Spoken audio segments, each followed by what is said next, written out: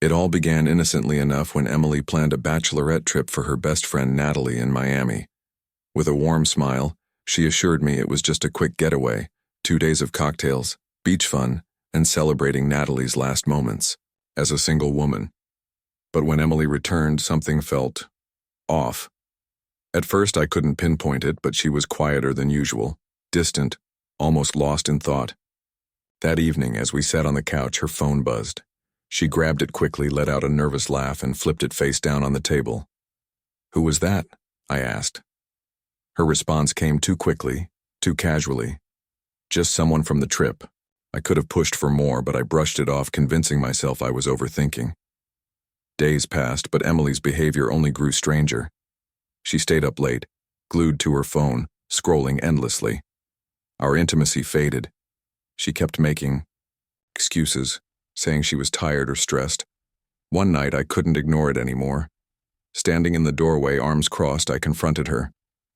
"Emily, what's going on?" She looked up from her phone, startled. "What do you mean?" Her face paled, for just a moment before forcing a smile. "Ryan, you're being paranoid." I wanted to believe her, so I let it go.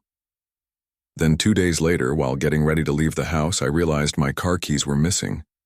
Emily had borrowed my car earlier that morning, so I checked her purse by the coat rack. As I rummaged through it, my fingers brushed against something unexpected, a receipt. Miami inked tattoo studio. The date matched her trip. When Emily got home, I held up the receipt. Her eyes widened. "Oh, that," she stammered. "Natalie dared me to get a tiny one." "Where is it?" I asked, skeptical. She hesitated before lowering the waistline of her jeans, revealing a small heart near her hip.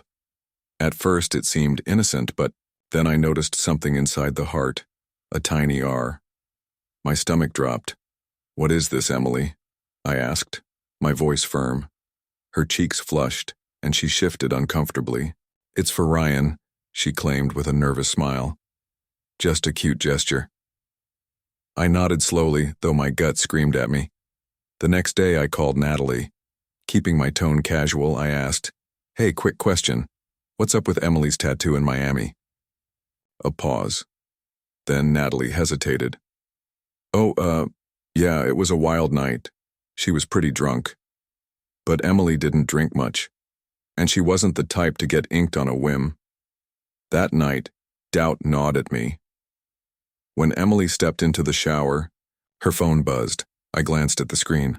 A message from Megan. "I want to meet you again." A chill ran down my spine. Emily had changed her passcode since Miami, but after 2 tries, I cracked it. The chat was almost empty, except for that one message. Suspicious, I saved the number to my phone. The next day, I called it. After a few rings, a deep voice answered. "Hello?" My breath caught. Is this Megan?" A pause. Then the man scoffed. "Nah, man. You got the wrong number." I froze. That night, while Emily slept on the couch, I checked her phone again, this time searching through her archived messages. And there it was, a full conversation. The dates lined up with her Miami trip. Heart pounding, I scrolled through the messages. The first one read, "Last night was amazing. I can't stop thinking about you." My hands trembled. Emily had hidden the truth. The contact name wasn't really Megan, it was Richard. As I read further, my stomach twisted. Emily wasn't just flirting. These messages were intimate, deep, emotional. She had confided in him about how he made her feel, how she couldn't stop thinking about him. And then, the final blow.